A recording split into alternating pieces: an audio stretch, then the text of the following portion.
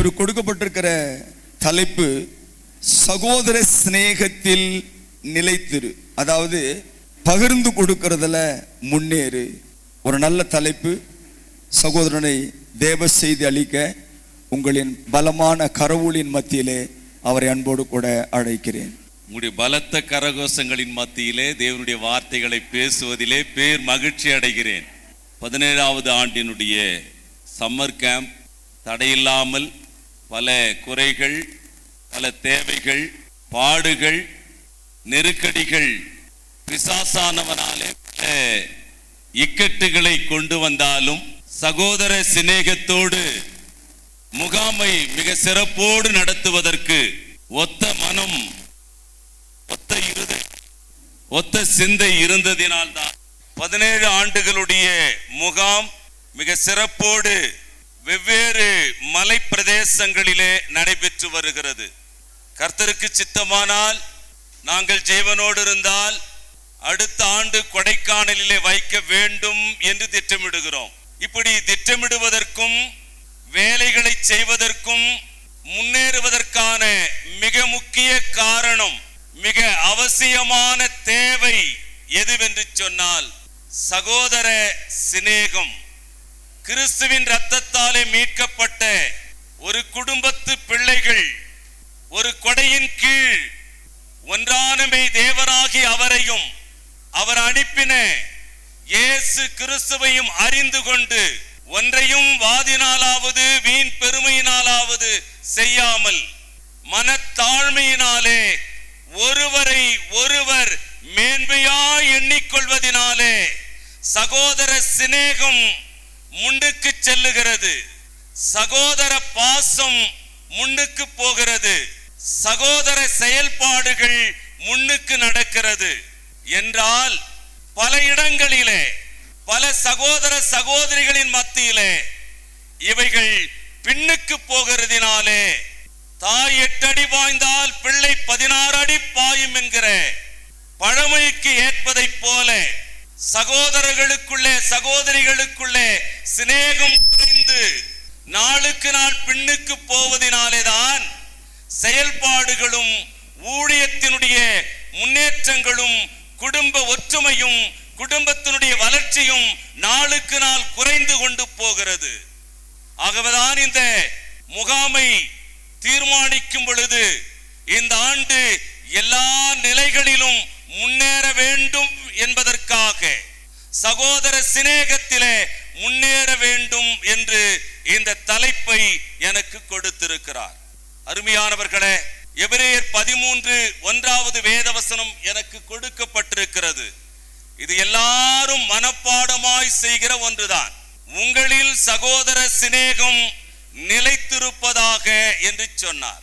அதற்கு கீழே நாம் கவனிக்கும் பொழுது காயின் ஆபேலுடைய காணிக்கையின் விஷயத்தை, கொடுத்தலின் விஷயத்தை, சகோதரர்களுக்குள்ளே இந்த கொடுத்தல் எந்த நிலையில் இருக்கிறது என்கிற விஷயத்தில் பரிசுத்த ஆவியானவர் தேவனுடைய வார்த்தையாக அவருடைய ஆழங்களை அறிந்தவர் 2-3 வசனங்களிலே அதை குறித்து பேசுகிறார். நீங்கள் தி நியூ இன்டர்நேஷனல் வெர்ஷன் என்கிற அந்த வேத புத்தகத்தை நீங்கள் கவனித்தால் அந்த ஆங்கில புத்தகத்திலே keep on loving each other as brothers என்று சொல்லுகிறது.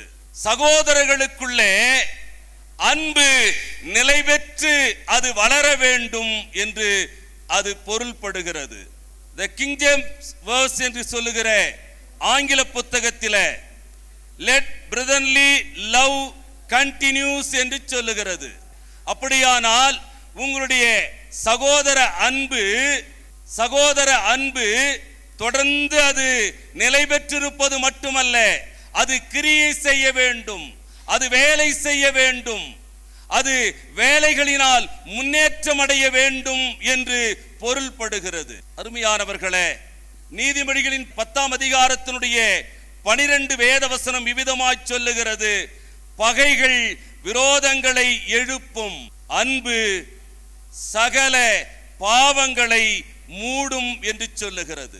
அப்படியானால் ஒரு அன்பின் உதாரணத்தை நாம் கவனிக்கும் பொழுது நீ இந்த உலகத்திலே எவ்வளவு செல்வந்தனாக இரு, எவ்வளவு மேன்மையான சூழ்நிலையிலே வாழ்ந்து கொண்டிரு, எவ்வளவு ஆசி அதிகாரம் உள்ளவர்களாக இருந்தாலும் இந்த அன்பு என்கிற செயல்பாடுகள் என்னில் இல்லாவிட்டால், ஒரு ஓசையிடுகிற சத்தமிடுகிற ஒரு தோளுக்கு சமம், கைத்தட்டல்களில் எழுப்புகிற அந்த ஓசைக்கு சமம் என்று சொல்லுகிறது. இது நீங்கள் 1 கொரிந்தியர் 13:1 அது மனப்பாடமா தெரிந்திருக்க வேண்டும். ஆகவே இந்த உலகத்திலே எவ்வளவு மேன்மையும் செல்வாக்கும் வசதி வாய்ப்புகளும், நான் விசுவாசத்திலே மிகப்பெரிய சூழ்நிலையில் இருக்கிறேன் என்று சொன்னாலும், சகோதர அன்பு சகோதர சிநேகம் வளர்ச்சி இல்லாவிட்டால், அதிலே செயல்படாவிட்டால், அது ஓசையிடுகிற ஒரு சத்தத்தை போல்தான் இருக்குமே தவிர அதிலே கிரியைகள் வெளிப்படாது. இது 1 கொரிந்தியர் 13:1 நாம் கவனிக்கிற ஒன்று.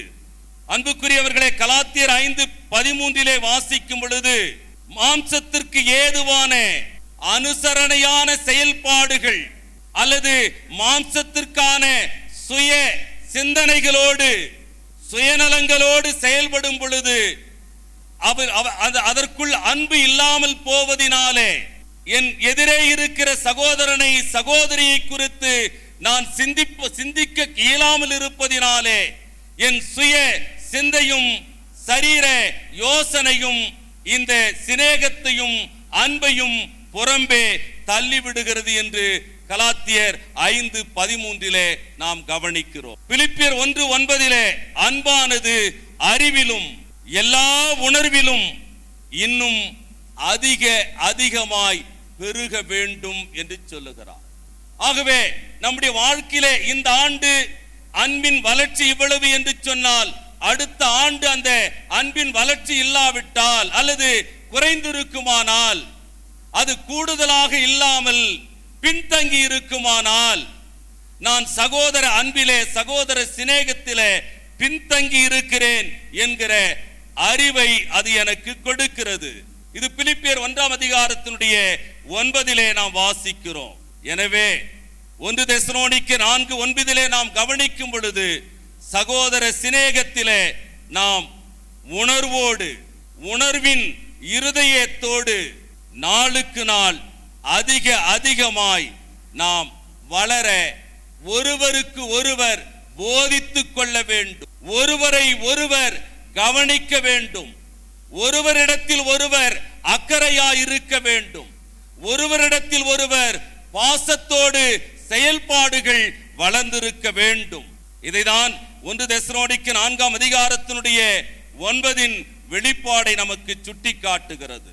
ஆகவே 1 பேதுரு 4:8 வேதவசனம், ஊக்கமான அன்பிலே நீங்கள் பெருகுங்கள் என்று சொல்ல, ஊக்கமான சகோதர அன்பிலே நீங்கள் பெருகுங்கள், சகோதரி அன்பிலே நாம் பெருக வேண்டும் என்று 1 பேதுரு 4:8 வேதவசனம் நமக்கு சொல்லுகிறது.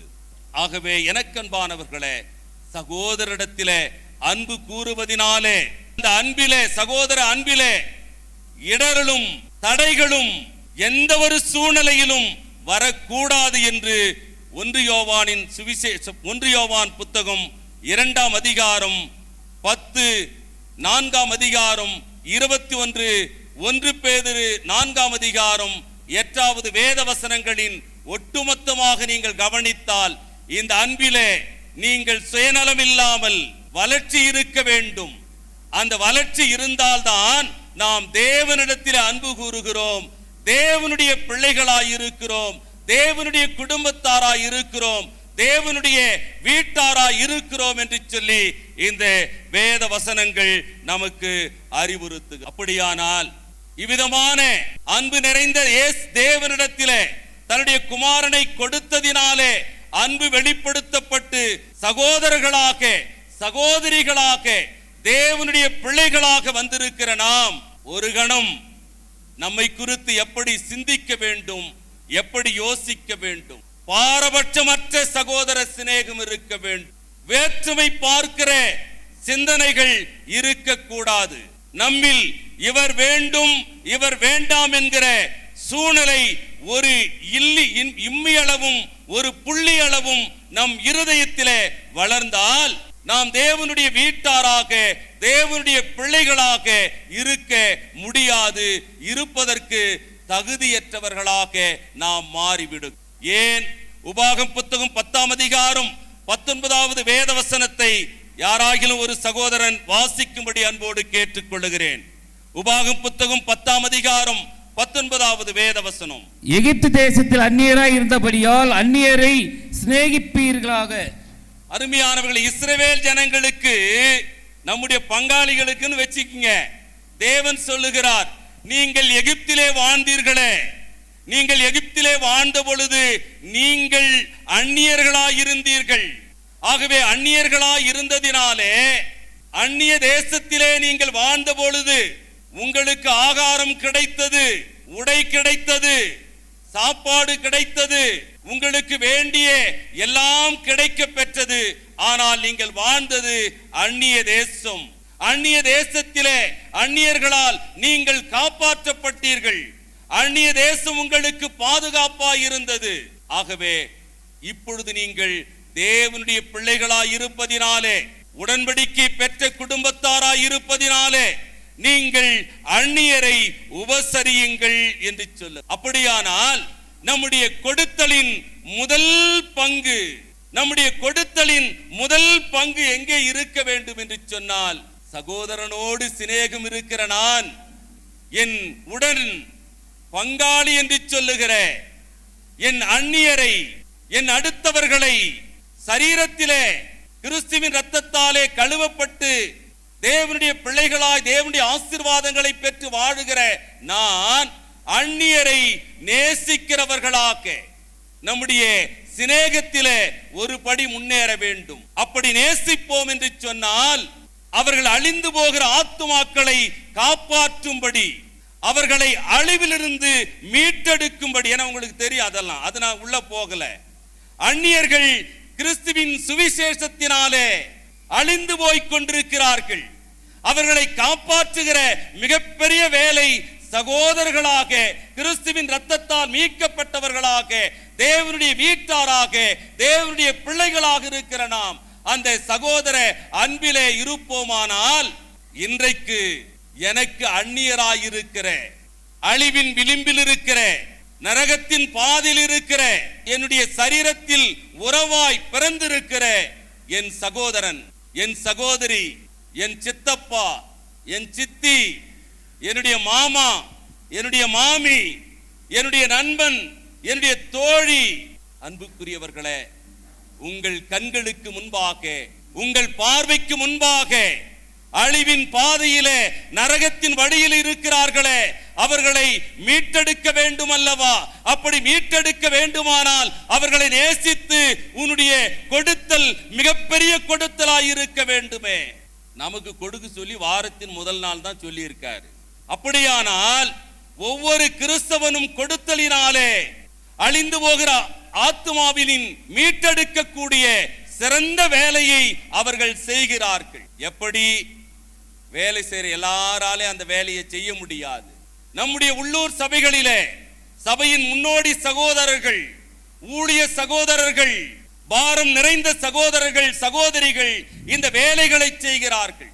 அப்படி இந்த வேலைகளை செய்யும்படி நான் அந்நியரை நேசித்தால், அந்நியரை சிநேகித்தால், இந்த அன்பிலே ஒரு படி முன்னேறினால் என் கொடுத்தல் அதிகரித்து அழிந்து போகிற ஆத்துமாக்களின் அறுவடை வேலைகளை செய்கிற சபையின் முன்னோடி சகோதரர்களை, ஊழியர்களை, முன்னோடி சகோதரிகளை அந்த பணிக்காக, அந்த அறுவடை வேலைக்காக உள்ளூர் சபையானது அனுப்பப்படும். அப்படி அனுப்புகிற ஒரு சபையாக, சகோதரனாக, சகோதரியாக நீங்களும் நானும் கொடுத்தலின் வழியாய் செய்கிறோமா என்பதை ஒரு கேள்வியை எழுப்பிக் கொள்வோம். பாரபட்சமற்ற அந்த அன்பிலே நாம் வளர வேண்டும். அங்கேயே அப்படின்னு சொன்னா என் சகோதரனிடத்திலே எப்படிப்பட்ட சிநேகம் இருக்க வேண்டும்? சுயநலமற்ற அந்த சிநேகம் வளர வேண்டும். மத்தேயின் புத்தகம் 22ஆம் அதிகாரம் 39வது வேத வசனத்தை வாசியுங்கள். மத்தேயின் புத்தகம் 22ஆம் அதிகாரம் 39வது வேதவசனம். இதற்கு ஒப்பாயிருக்கிற இரண்டாம் கற்பனை என்னவென்றால், உன்னிடத்தில் நீ அன்பு கூறுவது போல பிறரிடத்திலும் அன்பு கூறுவாயாக என்பதே. அருமையானவர்கள், இந்த பாடத்தை நம்ம அருமையான ஐயா டேவிட் இளங்குமரன் ஐயா கிட்ட கொடுத்தீங்கன்னா அக்கு வேறு ஆணி வேறா கைட்டிடுவாரு. அவ்வளவு ஆழத்தை இந்த வசனத்துல சொல்லுவாரு. அதுல கொஞ்சமேனும் சொல்லுவதற்கு எனக்கு நேரம் இல்லை, என்னுடைய தலைப்பும் அதுவல்ல. ஆனால் இங்க தேவனுடைய வார்த்தை சொல்லுகிறது, நான் என்னை எவ்வளவாய் நேசிக்கிறேனோ, என் மீது எவ்வளவு அன்பு வைத்திருக்கிறேனோ, என்னுடைய தேவைக்காக நான் எவ்வளவு உழைக்கிறேனோ, என்னுடைய உடலின் ஆரோக்கியத்திற்காக எவ்வளவு பிரயாசப்படுகிறேனோ, அதை காட்டிலும் கூடுதலாக அதிகமாக என் சகோதரிக்காக உழைக்க வேண்டும். அதனால தாங்க நான் கடைசியா சாப்பிடுறேன். ரொம்ப பசியத்தா இடையில வாங்கிக்கிறேன். என் சகோதரிகள் சாப்பிட வேண்டும், என் சகோதரர்கள் சாப்பிட வேண்டும். நான் என்ன சாப்பிட வேண்டும் என்று நினைக்கிறேனோ அந்த சாப்பாடு என் சகோதரிக்கு கிடைக்க வேண்டும், என் சகோதரனுக்கு கிடைக்க வேண்டும். கடைநிலையில் இருக்கிற, எளிமையாயிருக்கிற என் உடன் இரத்த சகோதரனுக்கு, கிறிஸ்துவின் இரத்தத்தால் மீட்கப்பட்ட சகோதரனுக்கு கிடைக்க வேண்டும் என்று கொடுத்தல் விஷயத்திலே நான் எனக்கு நானே பின்னுக்கு தள்ளி பெற்றுக்கொள்ளுங்கள், வாங்குங்கள், தேவைகளுக்காக முற்படுங்கள் என்று செயல்படும். அருமையானவர்களே, இந்த உணர்வு என் சகோதர சிநேகத்திற்குள்ளே, என் சகோதர அன்புக்குள்ளே வர வேண்டும். அப்படி வருமானால் உண்மையாகவே தேவனுடைய சமூகத்திலே ஒருபடி நான் முன்னேறுகிறேன். பிறந்த நாளை எத்தனை பேர் கேக்கு வெட்டி கொண்டாடுறீங்க? எத்தனை பேர் கேக்கு வெட்டி கொண்டாடுறீங்க? கை தூக்குங்க. யாருமே கேக்கு வெட்டுறது இல்லையா? வேணும்னா 14ஆம் தேதி ஐயாவுக்காக கேக் கட் பண்ணிடுவோம். அப்ப கேக்கு கட் பண்ணும் போது பிரசங்கம் பண்ண என்ன கூப்பிட்டாங்கன்னா ஒரு வார்த்தை சொல்லுவேன், பிறந்த நாள் கொண்டாடுறீங்களா, உங்க பெட்டிக்கு பக்கமா போறீங்க, ஒரு அடி உங்க பெட்டிக்கு என்ன பண்ணிருக்கீங்க, பக்கமா போயிருக்கீங்க அப்படின்னு. அப்படின்னா என்ன அர்த்தம்? வயது ஒரு ஆண்டு முடிய முடிய உங்கள் சவப்பெட்டியை நோக்கி நெருங்கிக் கொண்டிருக்கிறீர்கள் என்று அர்த்தம். அப்படியானால் அந்த சவப்பெட்டியை நெருங்குவதற்குள்ளாக என் தேவனை நெருங்கிவிட வேண்டும், என் தேவனோடு உறவாட வேண்டும், என் தேவனிடத்தில் நன்மைகளை பெற வேண்டுமானால் என் சகோதரனே சகோதரியே சுயநலமற்ற அன்போடு என் சகோதரனை என் சகோதரியை நான் கூடுதலாக நேசிக்க வேண்டும். பிரதர் பரவாயில்ல, நீங்க உட்காருங்க பிரதர், நான் நிக்கிறேன். எவ்வளவு அன்பு பாருங்க. பஸ்ல ஏறிட்டுமா இறங்குறதுக்கே கஷ்டம். பிரதர் நான் நிக்கிறேன், நீங்க உட்காருங்க. பிரதர் சிஸ்டர் நீங்க உட்காருங்க, நான் நிக்கிறேன். சின்ன சின்ன விஷயங்கள் இப்படி நிறைய சொல்லிக்கிட்டே போலாம், எனக்கு டைம் இல்லை. அப்படியானால் விட்டு கொடுக்கிற அன்பிலே நான் முன்னேறுவதற்கு என் சகோதரனை சகோதரியை முன்னுக்கு வைத்து சற்று நான் பின்னுக்கு நிற்க ஒவ்வொரு நாளும் நான் ஆசைப்பட வேண்டும், விரும்ப வேண்டும். அவர்கள் தேவைக்காக நான் என்னை அன்புக்குரியவர்களே, எபிரேயர் புத்தகம் 6ஆம் அதிகாரம் 10வது வேதவசனத்தை வாசித்தால், அன்புள்ள பிரயாசங்களால் அல்லது நாம் செய்கிற அன்பின் பிரயாசங்களை மறந்து விடுவதற்கு தேவன் அநீதியுள்ளவர் அல்ல. அப்படியானால் என்னை கவனிக்கிறவர், என் செயல்களை கவனிக்கிறவர், என்னுடைய செயல்களுக்கு ஏற்றதை போல நன்மைகளை கொடுக்கிறவர், என் அன்பின் செயல், என் சகோதரன் மீது வைத்திருக்கிற அந்த பட்சம், அந்த பாசம், அந்த பரிவு எப்படி என்னிடத்தே முன்னேறுகிறது என்பதை தேவன் கவனிக்கிறார். அவர் கவனிக்கிறவர். அதை மறந்து விடுவதற்கு அவர் பட்சபாதம் உள்ளவர் அல்ல, அல்லது அநீதியுள்ளவர் அல்ல. நீதியான நன்மைகளை எனக்கு கொடுப்பார், எனக்கு தருவார். எனவே ரோமருக்கு நிறுவும் 12ஆம் அதிகாரத்தினுடைய 10வது வேதவசனத்தை நாம் வாசிக்கும் பொழுது, சகோதர சிநேகத்தில் ஒருவரில் ஒருவர் பட்சமாக இருக்க வேண்டும். போதும் போதும், படிக்க வேண்டும்.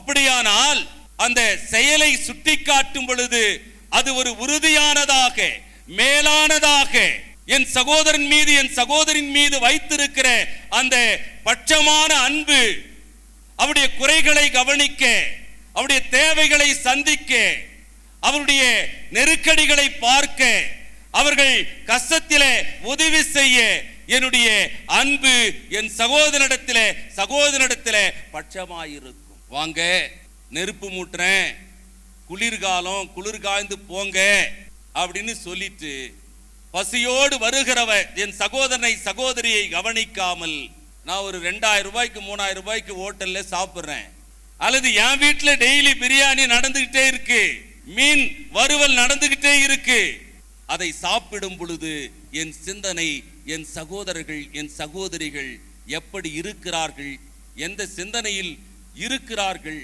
என்று நான் சிந்திக்கிறேனா என்பதை பார்க்க வேண்டும். சகோதர அன்பு என்பது, சிநேகம் என்பது பட்சமாயிருக்கக்கூடிய ஒன்று. அது மிகவும் தன்னை தாழ்த்தி சகோதரர்களை சகோதரிகளை மேன்மைப்படுத்துகிற அன்பு. அது சுயநலமற்று கொடுக்கிற இடத்தில் இருக்கிற அன்பு. அப்படி செய்வதிலே நான் முதற்தரமான சகோதரனாக சகோதரியாக இருக்க வேண்டும். இந்த அன்பிலே உண்மை இருக்க வேண்டும். இந்த சகோதர சிநேகத்திலே உண்மை இருக்க வேண்டும். ரோமருக்கு நிருபம் 12ஆம் அதிகாரத்தினுடைய 9வது வேத வசனத்தை வாசித்தால், ரோமருக்கு நிருபம் 12:9 உங்கள் அன்பு மாயமற்றதாய் இருப்பதாக தீமையை வெறுத்து நன்மையை பற்றி கொண்டிருங்கள்.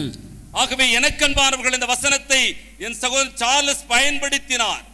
நீங்கள் தீமையை வெறுத்து நன்மையை பற்றி கொள்ளுங்கள், அல்லது மற்றவர்களுக்கு தீமை செய்வதை விட்டு, என் சகோதரனுக்கு சகோதரிக்கு தீமை செய்வதை விட்டு கூடுமானால் என்னால் முடிந்த நன்மைகளை செய்ய பழக வேண்டும். நன்மையான எந்த ஈவும் பூரணமான எந்த வரங்களும் ஜோதிகளின் பிதாவாகிய பரலோகத்தின் தேவனிடத்திலிருந்து இறங்கி வருகிறது. நன்மையை பெற்ற நான், ஆசீர்வாதங்களை அடைந்திருக்கிற நான், என் வாழ்க்கையிலே என் சகோதரனை குறித்து, என் சகோதரியை குறித்து, உடன் ஊழியனை குறித்து என் சிந்தனையிலே உண்மையான சிநேகம், உண்மையான அன்பு இருக்கிறதா என்பதை உதாரணமாக அப்போஸ்தலர் நடபடிகள் 28ஆம் அதிகாரத்தினுடைய 2வது வேத வசனத்தை நீங்கள் வாசித்தால், அப்போஸ்தலர் நடபடிகள் 28 வசனம், அந்நியராகிய தீவார் எங்களுக்கு பாராட்டின அன்பு கொஞ்சமல்ல, கொஞ்சம் நஞ்சமல்ல. அந்நியராகிய அந்த தீவார். அப்படியானால் என் சகோதரர்களே சகோதரிகளே, அந்நியர்கள் நம்மை நேசிப்பதிலே கூடுதலாயிருக்க, சிநேகிப்பதிலே கூடுதலாயிருக்கிறார்கள். ஆனால் கிறிஸ்தவ சகோதரன் கிறிஸ்தவ சகோதரி இல்லையா, அன்பிலே சிநேகத்திலே குறைந்திருக்கிறோம். நம்மில் குறைகள் இருக்கலாம், நம்மில் கசப்பு எண்ணங்கள் ஒருவரிடத்தில் ஒருவர் வரலாம், அது இயல்புதான். ஆனால் எல்லாவற்றுக்கு மேலாக நான் கசப்பானவனாக, கசப்பின் பிச்சியிலே அகப்பட்டு கொண்டவனாக, பாவத்தின் கட்டில் அகப்பட்டவனாக இருந்த என் மீது இயேசு வைத்த அன்பு, அவர் வைத்த சிநேகம் மிகப்பெரிய ஒன்று. ஆகவே அந்த உண்மையுள்ள சகோதர சிநேகத்திலே நான் ஒருவரிடத்தில் ஒருவர் பட்சமாக வளர வேண்டும். 10வது வசனம் வாசிங்க. அதே வசனத்துல 28:10 அப்போஸ்தலர் நடபடிகள். அநேக மரியாதை செய்து அவர்கள் எங்களுக்கு அநேக பரிவாரங்களை செய்தார்கள். இந்த சம்பவம் வீட்டில் போயிட்டு படிச்சு பாருங்க. ஒரு அற்புதமான சம்பவம். கடல் பிரயாணங்களிலே அப்போஸ்தலனாகிய பவுல் மிகப்பெரிய கஷ்டத்திலே சிக்கிக் கொண்டார். பல நாட்கள் இரவும் பகலும் அவர்கள் பார்க்கவில்லை. அவர்களுக்கு சாப்பாடு இல்லை, துணி இல்லை. அவர்களுக்கு வேண்டிய வாழ்வாதாரம் இழந்திருக்கிறார்கள். அவர்கள் குளிரிலே நடுக்கத்திலே வாழுகிறார்கள். அதற்கு முன்பாக அதிகாரத்தை நீங்கள் வாசித்தால், நாங்கள் தப்பி பிழைப்போம் என்கிற நம்பிக்கை எங்களில் அற்று போயிற்று என்று சொன்னார்கள். அப்படிப்பட்ட பவுலடிகளாரை அவரோடு இருந்த மக்களையும் அந்த தீவார் ஏற்றுக்கொண்டு மிகுந்த அன்பு செலுத்தி அவர்களுக்கு வேண்டிய எல்லாவற்றையும் அவர்களுக்கு கொடுத்தார்கள். எத்தனை நாள் கொடுத்தாங்க? ஒரு முறை கொடுத்துட்டு 10 நாள் பேசிட்டு இருக்கு. 10 வருஷம்னாலும் மறக்கிறது இல்லை. நான் கொடுத்தல, நான் தந்தல, நான் கொடுக்கலன்னா இவர் வந்திருப்பார்ல, அவர் எப்படி நின்றிருந்தார்ல என் முன்னாடி, இன்னைக்கு வந்து எப்படி இருக்காருல்ல. நாம ஒரு நாள் நீங்க அந்த அதிகாரத்தை வாசித்தீங்கன்னா ஏறக்குறைய 3 மாத கால அளவும் அவர்கள் அங்கே உட்கார்ந்து சாப்பிடக்கூடிய அத்தனை உபசரணைகளையும் அவர்கள் உபசரித்தார்கள். ஒரு அந்நியன் வைத்த அன்பை பாருங்கள், சிநேகத்தை பாருங்கள்.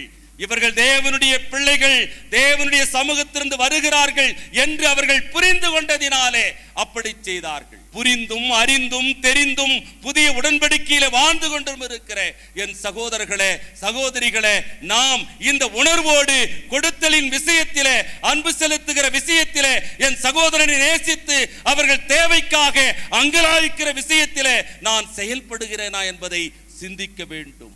2 கொரிந்தியர் 8ஆம் அதிகாரத்தினுடைய 5 சொல்லும் பொழுது இந்த சபையாரை பார்த்து சொல்லுகிறார், நீங்கள் வாசிக்க வேண்டாம். அவர்கள் கொடிய தரித்திரத்தில் இருந்தார்கள். வாழ்நாள் முழுமையாக அவர்களுக்கு கஷ்டம் இருந்தது. ஆனால் அந்த கஷ்டத்தில் இருந்தபோது, கொடிய தரித்திரத்தில் அந்த மக்கள் வாழ்ந்த போது வேதம் மிக அழகாய் சொல்லுகிறது, முதலாவது தேவனுக்கும் பின்பு எங்களுக்கும் அவர்கள் ஒப்பு கொடுத்தார்கள். அப்படின்னா தங்களையே கொடுத்து விட்டார்கள் என்று சொன்னால், தங்களுக்கு உள்ள எல்லாவற்றையும் அவர்கள் பரிசுத்தவான்களுக்காக, ஊழியத்திற்காக, விசுவாச குடும்பத்திற்காக, தேவனுடைய பிள்ளைகளுக்காக அந்த முழு சபையும் கொடுத்தது என்பதை பார்க்கும். இந்த அன்பில்தான் நாம் வளர வேண்டும். சகோதர சிநேகம், நம்மை நாம் அர்ப்பணிக்கிற அந்த சிநேகத்தில் வளர வேண்டும். பல குறைகள் வரலாம், பல தடைகள் இருக்கலாம், மன கசப்புகள் வரலாம், மன ஐயங்கள் ஏற்படலாம்.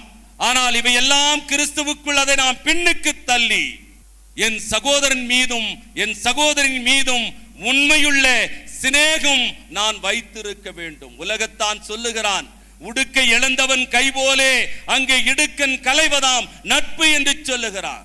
எப்படி இடுப்பின் துணி அவிழ்ந்து விட்டால் வேகமாக ஒருவன் வந்து அந்த மானத்தை மறைக்கக்கூடிய அந்த உடையை கட்டி விடுகிறானோ, அப்படித்தான் நட்பு என்று சொல்லு. நட்பின் உதாரணத்திற்கு வேதாகமத்திலே ஏராளமாய் பார்க்கலாம். யோனத்தான் தாவீதின் நட்பு மிகப்பெரிய சிநேகம்.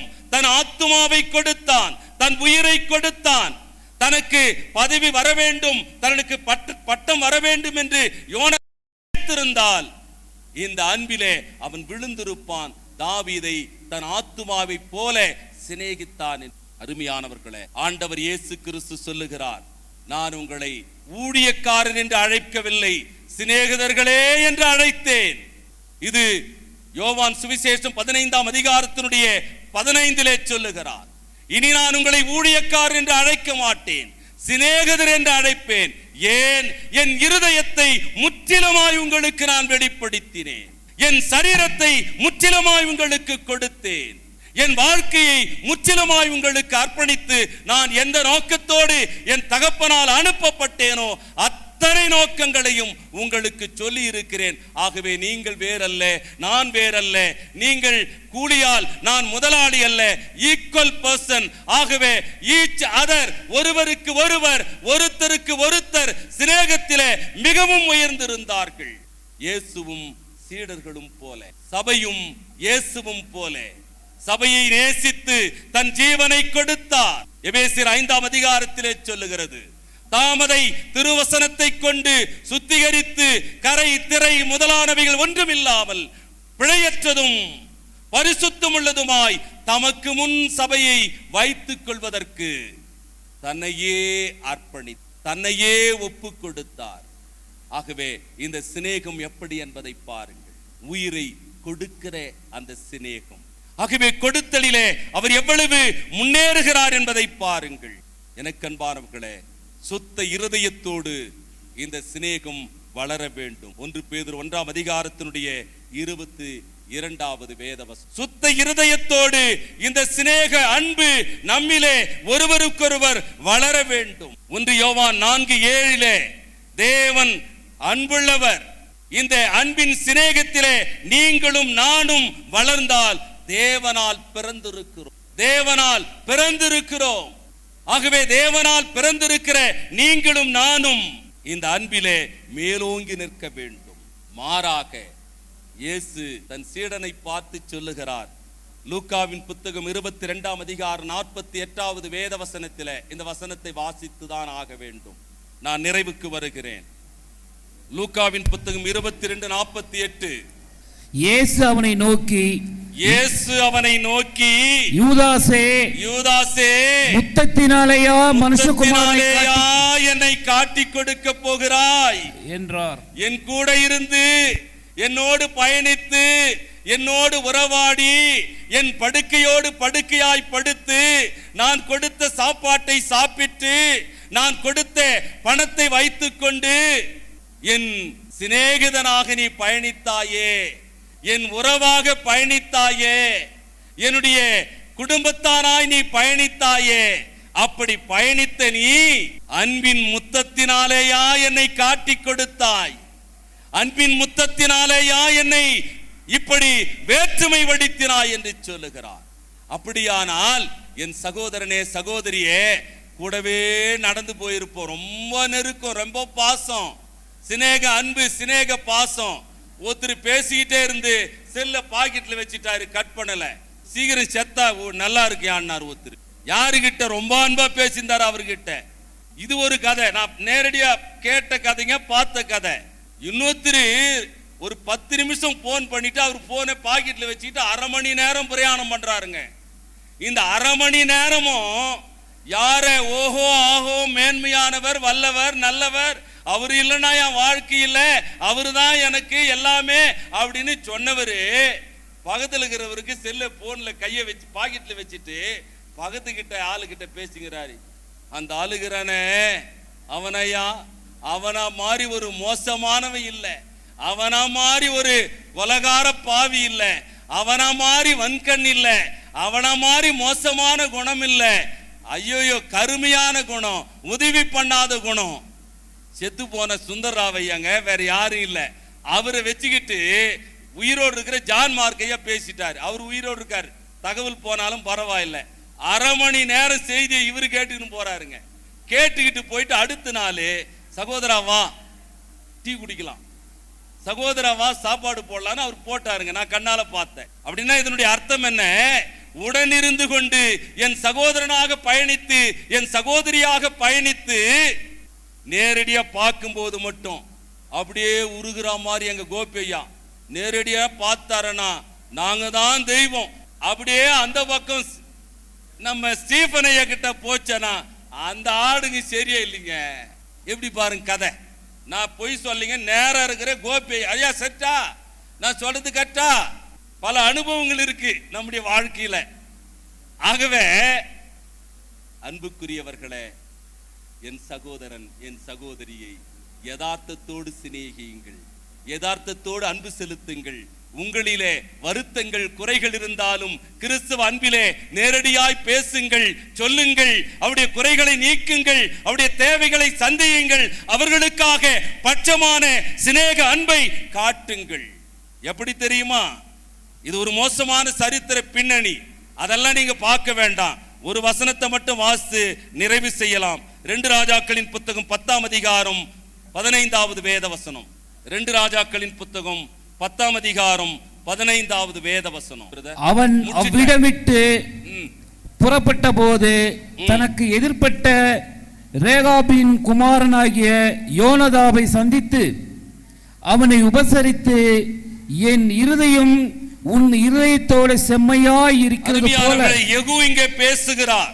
யூத தலைவன் ராஜா நிறைய வெற்றி அடைந்து நிறைய பேரை வந்து கொலை செய்துட்டு வராருங்க.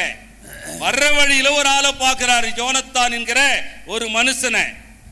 இந்த மனுஷனை பார்த்து அப்படியே வழியில போறவர் என்ன சொல்றாருன்னா, இப்ப படிங்கய்யா. என் இருதயம் உன் இருதயத்தோடு செம்மையாய் இருக்கிறது போல. இருதயத்தோடு செம்மையாய் இருக்குமானால் உன் இருதயமும் செம்மையாய் இருக்கிறதா என்று கேட்டான். என் இருதயம் செம்மையாய் இருக்கிறது போல உன் இருதயமும் செம்மையாய் இருக்கிறதா, அல்லது யதார்த்தமாய் இருக்கிறதா, உண்மையாய் இருக்கிறதா என்று கேட்டான்.